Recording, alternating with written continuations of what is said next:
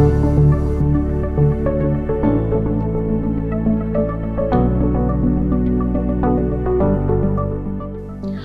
semuanya, salam sehat, jiwa dan raga.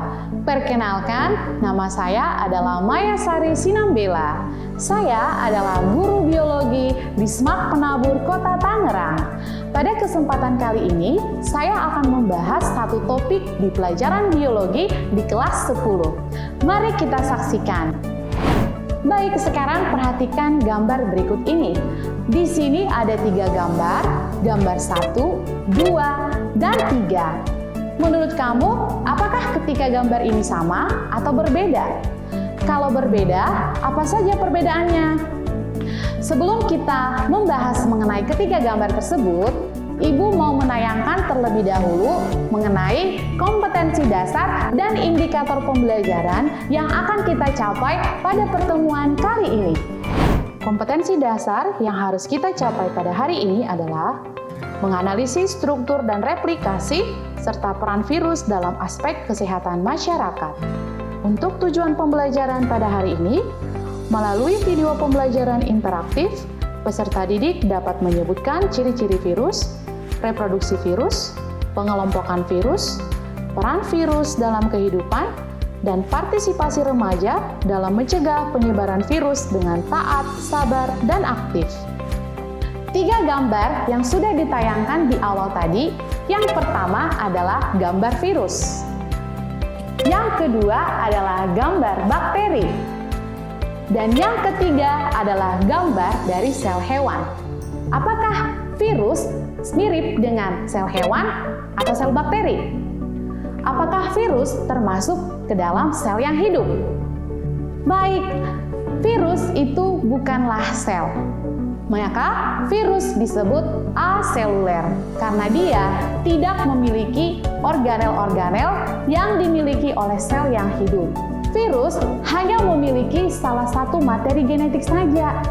Kalau virusnya sudah punya DNA, maka dia tidak punya lagi yang namanya RNA. Apa tujuannya menginfeksi sel hidup? Ya, benar sekali. Tujuannya adalah untuk memperbanyak diri yang disebut dengan istilah replikasi virus. Virus bereplikasi di dalam sel inang dengan 2 cara. Yang pertama adalah daur litik, yang kedua adalah daur lisogenik. Untuk lebih tahu, mari kita saksikan video berikut ini. Replikasi virus dengan daur litik. Contoh virus yang menggunakan daur ini adalah virus COVID-19. Virus COVID-19 adalah virus RNA yang memiliki sel inang, yakni saluran pernapasan manusia. Tahapan daur litik adalah sebagai berikut. Yang pertama adalah fase penempelan atau adsorpsi, di mana spike protein dari virus menempel pada reseptor sel inang. Tahap kedua adalah tahap penyuntikan atau injeksi.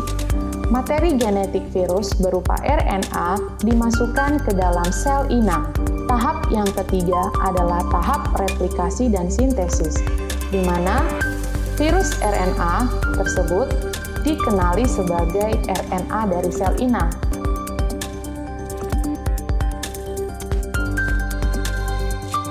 Lalu ribosom pun mencetak protein dan bagian-bagian virus. Lalu tahap berikutnya adalah tahap pematangan protein virus dan bagian-bagian struktur virus yang sudah diperbanyak, kemudian dikemas ke dalam satu struktur virus yang utuh. Lalu tahap terakhir adalah tahap lisis. Virus utuh tersebut kemudian menghancurkan sel inang dan keluar mencari inang yang baru.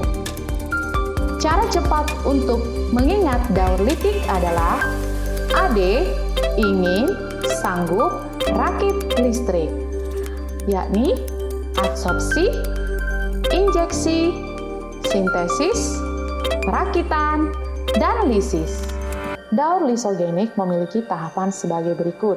Tahap pertama adalah tahap penempelan. Tahap kedua adalah tahap injeksi. Materi genetik virus masuk ke dalam sel tubuh inangnya.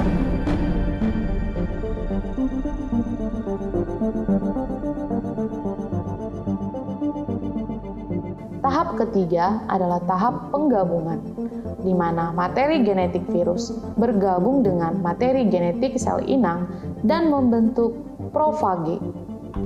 Tahap pembelahan.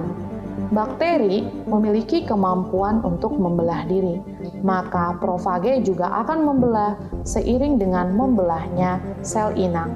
Cara cepat untuk mengingat daur lisogenik adalah AD ingin bergabung dan membelah, yakni adsorpsi, injeksi, penggabungan, dan pembelahan. Setelah melihat video tadi, maka mari kita simpulkan perbedaan antara daur litik dan daur lisogenik.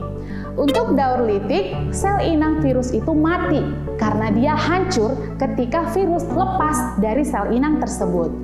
Yang kedua, virus bersifat virulen. Yang ketiga, periode daur hidup virus itu sangat cepat.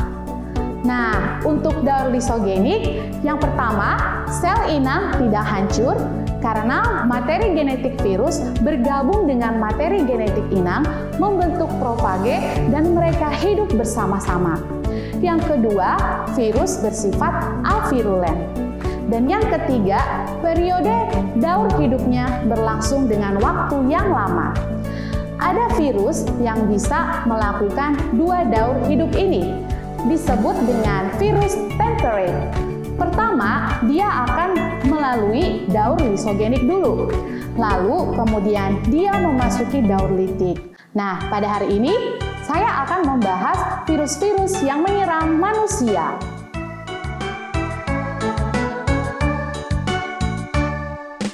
Picorna, ortofiloflavik, toga paramyxo, Poxviraptor, Papopicorna, herpes paramyxo, adeno, Papopicorna, herpes paramyxo, adeno.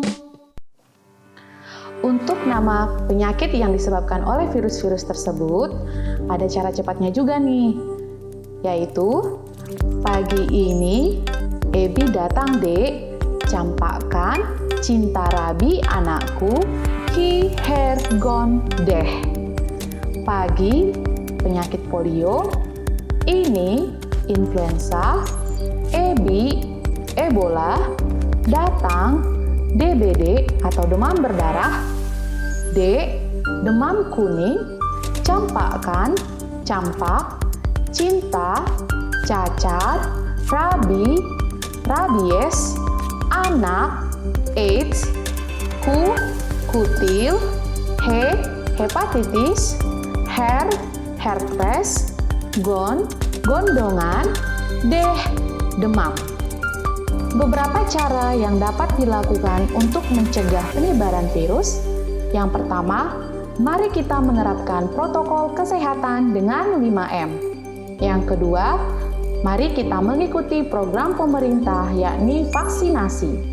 Vaksin adalah bagian virus yang dilemahkan, sehingga kalau kita sudah tervaksinasi, maka tubuh kita sudah membentuk antibodi terhadap virus tersebut. Yang ketiga, perbanyak konsumsi sayur dan buah. Yang keempat, rajin berolahraga dan istirahat yang cukup. Yang kelima, stay happy and positive thinking.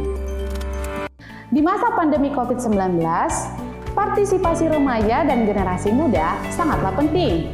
Dengan taat menerapkan protokol kesehatan dimanapun kamu berada, kamu bersabar untuk tetap di rumah, dan kamu mengendalikan diri untuk tidak nongkrong dulu bersama dengan teman-teman.